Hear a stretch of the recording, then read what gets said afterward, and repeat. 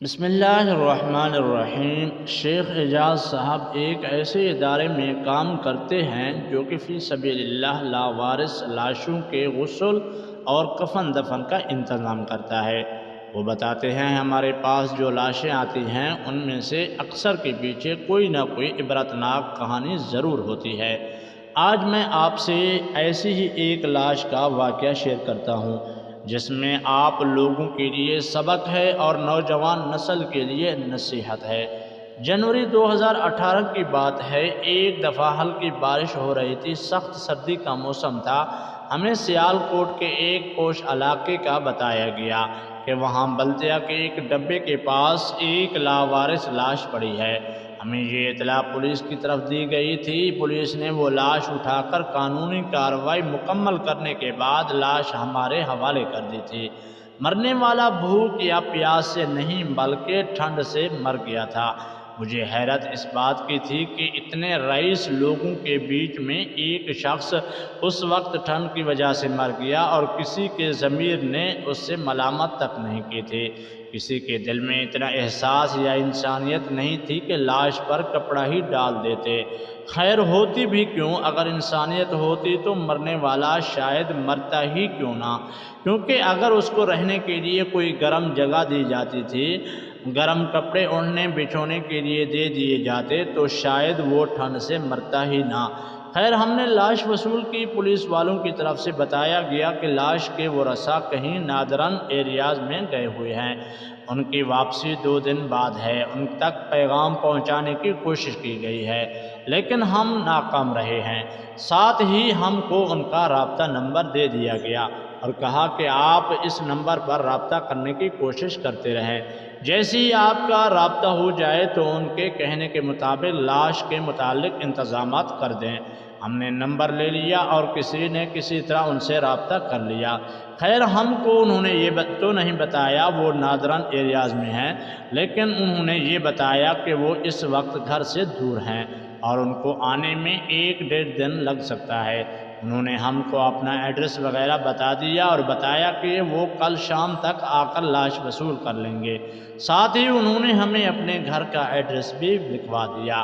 ہم نے لاش کو سرد خانے منتقل کیا اور ان کا انتظار کرنے لگے۔ خیر 1 دن سے 2 دن گزر گئے لیکن وہ لوگ نہ آئے۔ ہم نے دوبارہ رابطہ کرنے کی کوشش کی مگر اب ان کا نمبر مسلسل بند جا رہا تھا۔ ہم نے مزید 1 دن انتظار کیا مگر ان کی طرف سے کوئی رابطہ نہ کیا گیا، نہ ہی ہمارا ان سے کوئی رابطہ ہو سکا۔ ہم لوگوں نے ان کو دیے گئے ایڈریس پر جا کر معلوم کیا تو پتہ چلا وہ فیملی تو کل ہی کینیڈا منتقل ہو گئی ہے۔ ہماری حیرت کی کوئی انتہا نہ رہی کہ وہ لوگ کیسے بے حس لوگ ہیں، لیکن پھر میرے دل میں خیال آیا کہ کہیں ایسا نہ ہو ہم لوگ غلط ایڈریس پر آ گئے۔ ہم نے پھر ان کو لاش کے متعلق بتایا، ان کو میت کی تصویر دکھائی تو انہوں نے بتایا کہ لاش یہاں رہنے والے لوگوں کے بزرگ کی ہے، یہ سونے کے کاروبار سے منسلک ہے اور میت کا نظر آنے والا چہرہ اس کے باپ کا ہے، لیکن ایک عرصے سے اس شخص نے اپنے باپ سے قطع تعلق کیا ہوا ہے اور باپ کو گھر سے نکال رکھا ہے۔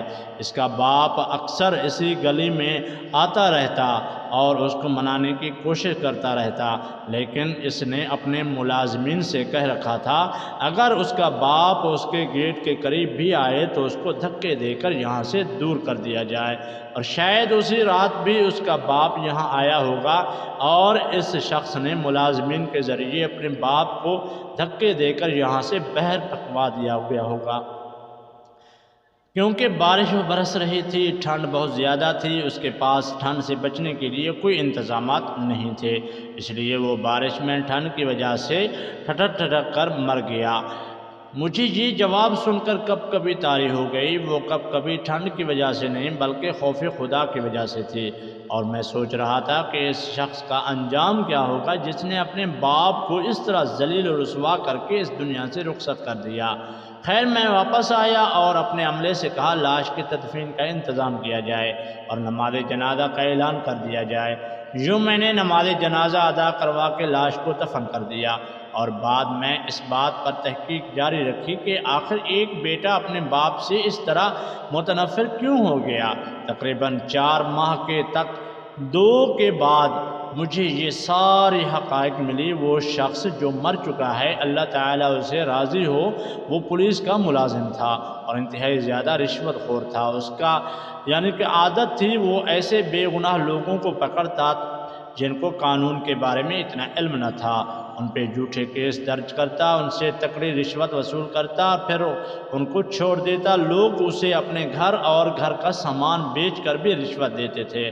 جو رشوت نہیں دے سکتے تھے وہ لوگ اسے اپنی عزتیں تک نیلام کرنے کی اجازت دے دیتے تھے، کیونکہ وہ لوگوں پر اتنا ظلم کرتا تھا۔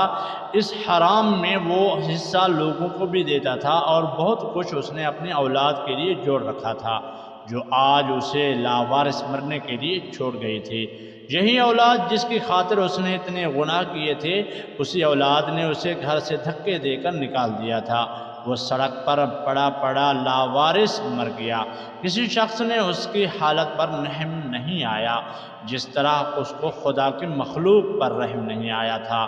اور وہ اولاد جس کے لیے اس نے حرام طریقے سے اتنے مال و دولت جمع کیے تھے، آج وہی اولاد اس کی جمع پوجی مال و دولت پر عیاشی کرنے کے لیے کینیڈا منتقل ہو گئی تھی۔